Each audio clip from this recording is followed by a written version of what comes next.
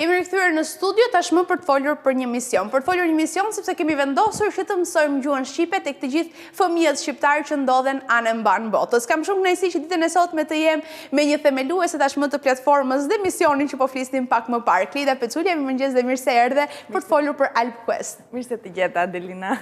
Tani unë jam shumë kurioze për ditur kur ishte ai momenti që the Eureka e gjeta AlpQuest do të jetë angazhimi i miradhës. Në fakt ka qenë një AlpQuesti ka qenë një mendim im shumë i hershëm. Unë gjithmonë doja që të bëja diçka që lidhej me mësimdhënien. Edhe duke kaluar edhe një fazë pak në kërkim të po tani çfarë vjen pas kësaj. Dhe vendosa, thash do të jap shqiptarëve një platformë, shqiptarëve të diasporës, një platformë nëpërmjet të cilës ata do të mund të mësojnë gjuhën shqipe dhe të jenë në kontakt me rrënjën dhe kulturën tonë.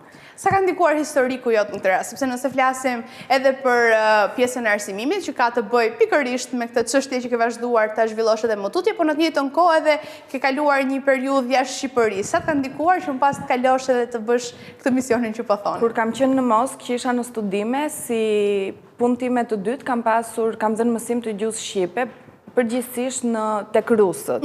Kishte shumë rusë që të interesoheshin për gjuhën shqipe. Kisha edhe disa familje që ishin shqiptar të cilët jetonin atje ose të përzjera.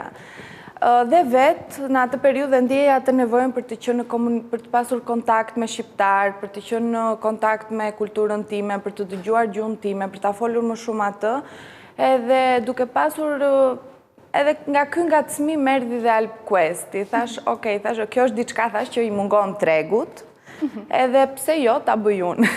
Cilat kanë qenë ato ndjesitë e para? Fillimisht doja të dija në fakt për vështirësitë, se patjetër që të krijosh një platformë ka vështirësitë e veta, fillimisht për të ardhur ideja, edhe pse ka qenë shumë emocionale në sensin që ka ardhur pas një eksperiencë që ke patur, por doja të dija ato sfidat që ke hasur dhe që nuk ke ndaluar. Akoma nuk është një aplikacion, por do jetë. Besoj se do jetë, sepse ka shumë gjëra të cilat AlpQuesti me zhvillimin e tij do t'i sjellë në treg.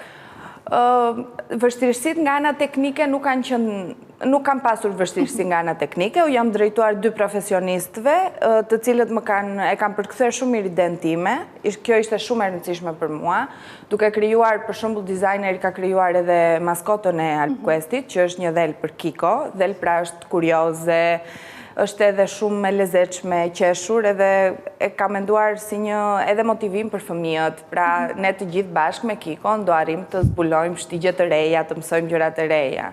Kurse përsa i përket platformës vetë, as ajo nuk ka qenë e vështirë, e kanë bërë 2 profesionistë. Pjesa pastaj teknike në kuptimin që se si të organizohen klasat apo si do lidhemi nëpërmjet internetit, do jetë e vështirë apo jo. Dhe këtu të them të drejtën nuk kam hasur vështirësi. Ka ecur shumë mirë, sepse njerëzit të mësuan pas Covid me këtë të mësuarin online edhe u kthyen në normalitet tashmë. Madje edhe prindrit më thonë që është shumë e lehtë për ne, sepse është më mirë që ta kemi në shtëpi fëmijën, edhe të dëgjojmë edhe ne se çfarë thuhet, si bëhet mësimi, u krijon edhe lehtësi, u kursen edhe kohë, po edhe u krijon dhe besim, gjë që është shumë e rëndësishme në ditët tona, me shumë gjëra që dëgjojmë edhe kalojnë. Pa përmendur fjalën gjuhë, se do bënim edhe në një lojë, se na vendosen në atë linjën e lojrave, ashtu si do mësosh edhe fëmijët në vazhdim dhe si të nisur tashmë me klasat. Si doja shpjegoja atyre fëmijëve pa përdorur fjalën gjuhë, se çfarë do bësh me ta dhe çfarë do mësoni me njëri tjetrin? Unë në fakt duke pasur përvojë shumë vjeçare në mësimdhënie, kam gjetur dhe unë metodat e mia të mësimdhënies. Ato janë argëtuese, janë interaktive dhe fokusi im është që fëmijët të arrin të shprehen. Nuk dua që mësimi të jetë diçka përmendësh apo mësimi të jetë diçka e lodhshme. Dua që ata të vinë me gëzim, të hapin librin, të krijojnë së bashku. Është shumë e rëndësishme, madje ndonjëherë njerëzit edhe nënvlerësojnë. Për shembull, po sjell një shembull të thjeshtë. Le të krijojmë së bashku një lule.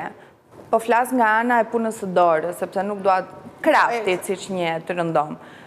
Me anën e një projekti të vogël, ata mësojnë fjalor. Pra, ti e pret, ti e pufit, ti e zhubravit. Pra, janë shumë të rëndësishme. Të gjitha këto gjëra nuk janë në fokus të AlpQuestit. Pra, të jemi praktik, të ketë interaktivitet dhe fëmijët të ndjehen të lirshëm të shprehen. Për mua kjo është e rëndësishme. Shkronja do t'i mësojnë.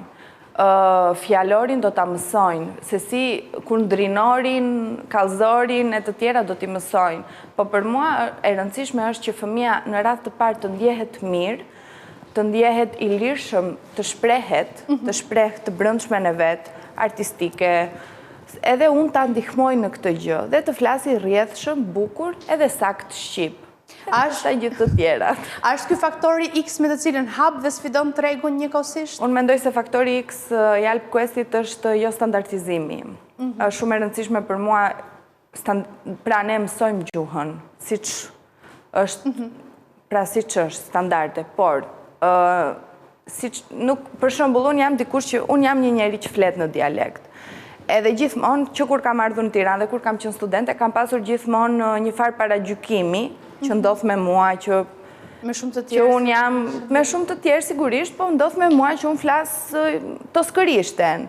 Dhe kur mendoj që kjo ka ndodhur për vite të tëra me geg, edhe me shqiptarët të Kosovës, edhe të Maqedonisë, janë dirë të paragjykuar, kanë ndjerë ndrydhjen e të ndërruarit të folmes së tyre në një moshë të madhe, gjë që unë mendoj se kjo është shumë invazive, është shumë e padrejtë.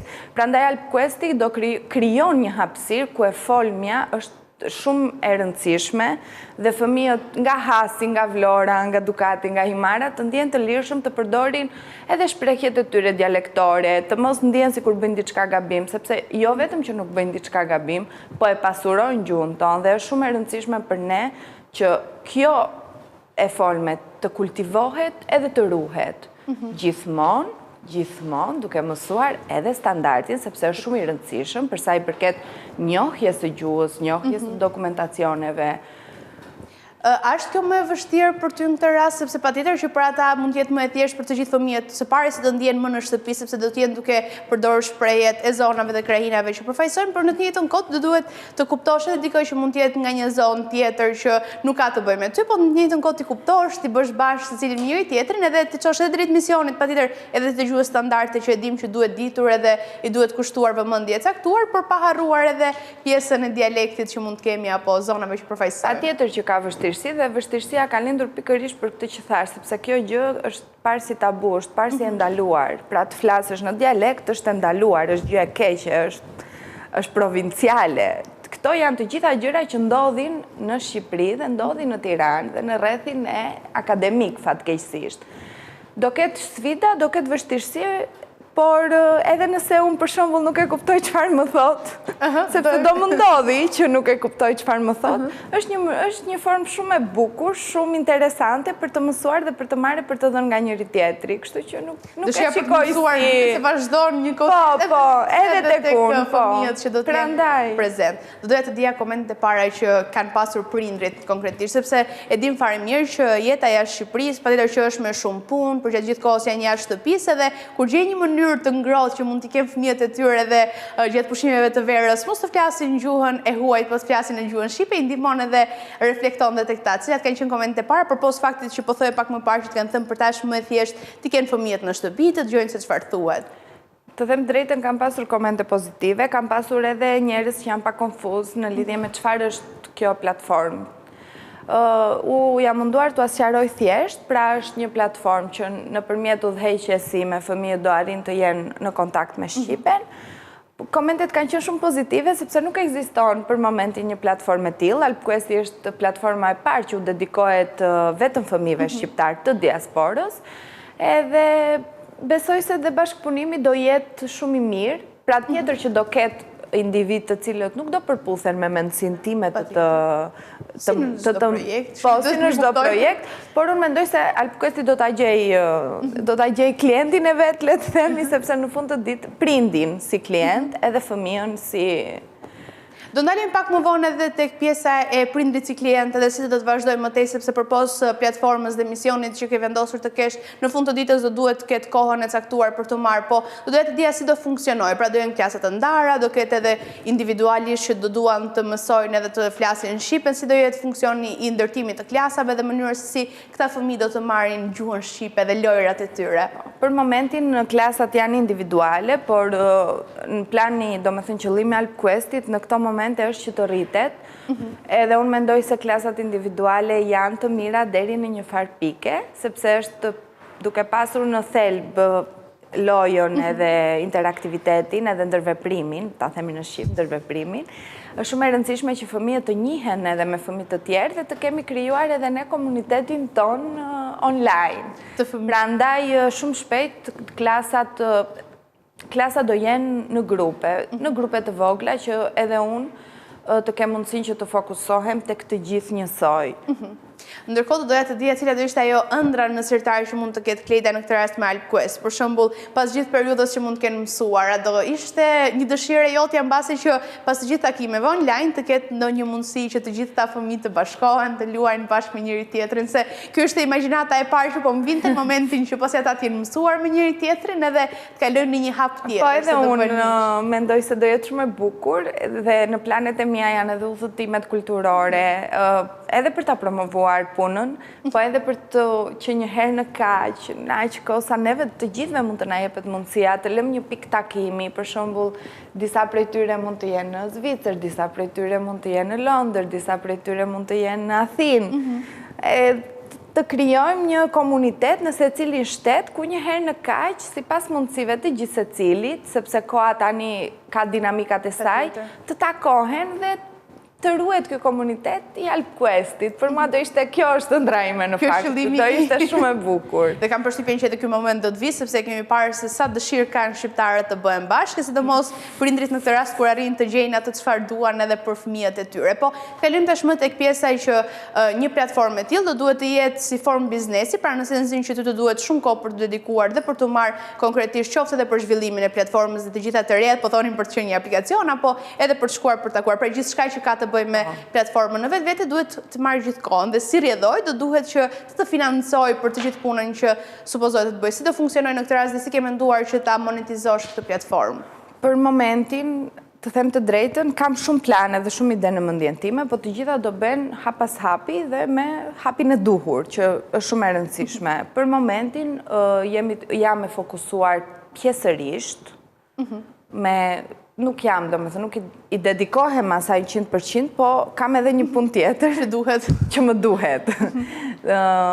Dhe shpresoj që nga shtatori me krijimin, duke përdorur rrugët e sakta të promovimit, të duhurat, mendoj se nga shtatori do kem mundësinë që të dedikojmë 100% Alp Questit, edhe të zgjeroj edhe orët, të zgjeroj edhe numrin e nxënësve, edhe klasat.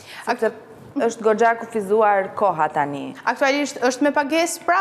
Po, Alp Questi funksionon me pagesë. Patjetër që ka çmim promocional për nxënësit të cilët regjistrojnë më përpara, përdoret kodi referencës, që nëse ti më referon një shok, ke disa përfitime të tjera, edhe nuk e di sa të mundur kem për ata që janë duke na ndjekur, po edhe për të ditur në të njëjtën kohë si funksionon dhe cilat janë këto çmime për të cilët prindrit mund të jenë të interesuar dhe të bëhen pjesë. Këtu flasim pa pasur ato çmimet preferenciale që mund të jenë, sepse patjetër që do ndikojnë edhe do aplikohen. Po, çmimi bazë për një orë, e cila zgjat 60 minuta, është 30 euro, 3.000 lek të reja në Shqip, në monedën tonë, më fal.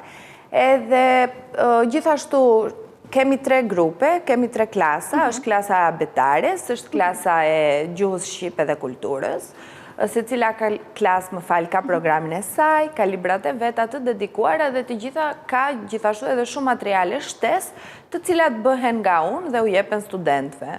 Në këtë rast, formimi jote dhe se i përket pjesës akademike ka të bëjë konkretisht edhe me gjuhën shqipe, letërsim, po a ke menduar që të kalosh edhe tek lëndë të tjera që ata mund të kenë vështirësi, sepse e dim patjetër që kryesisht spazitet e fëmijëve në Shqipëri dhe jo vetëm në diasporë janë kryesisht në këto kurset e matematikës, e fizikës dhe gjitha lëndëve të tjera që mund të kenë. Apo mendon që do jetë fokusuar, specializuar konkretisht në këtë gjë? Alp Questi do jetë i fokusuar tek gjuha shqipe dhe letërsia, edhe tek kultura jonë, edhe çdo gjë që ka të bëjë me këtë pjesë. Unë nuk jam profesioniste në matematikë apo fizik, patjetër nëse do lind nevoja që fëmijë të ketë interes, sigurisht që sepse me rritjen e fëmijëve do rritet dhe stafi, sepse një njeri është e pamundur t'i bëjë të gjitha. Do ta mendoj nëse do ketë kërkesa, por nuk dua, Adelina, të dal nga kjo pjesa e filozofisë e gjës. Pra, e kam nisur kështu dhe e kam nisur kështu për një arsye, sepse unë këtë dua të përcjell. Edhe besoj se do të mbetem këtu. Bëj mirë diçka, kështu që le të fokusohem. Do mbetem këtu sepse unë kam dhe atë të mirën që për shkak të studimeve jam e specializuar në filologji, edhe atë njoh më mirë, prandaj dhe atë mund edhe ta kontrolloj. Pra, e di çfarë duhet, e di kur mungon diçka, kur s'mungon, si duhet të bëj më mirë, çfarë duhet të shtoj, çfarë duhet të heq. Te kjo do mbetem. Ndërkohë dhe një përpyetje që kisha në këtë rast, vërtet është për diasporën kryesisht, do kenë mundësi dhe ata që jetojnë në Shqipëri dhe fëmijët që mund të jenë duke ndjekur dhe din ta flasin gjuhën shqipe, po duan të avancojnë dhe të zhvillojnë më shumë për të kuptojnë dhe të flasin ashtu siç duhet. Pra edhe përpyetje të tjera që mund të kenë për filologjinë konkretisht, mund të bëhen pjesë? Po, mund të bëhen pjesë, të gjithë janë të mirëpritur të Alpquesti, gjithashtu edhe fëmijët të huaj të cilët jetojnë në Shqipëri edhe janë marrin pjesë dhe janë të regjistruar në shkolla shqiptare, pavarësisht programeve të cilat ato mund të kenë, janë të mirëpritur gjithmonë te Alpquesti.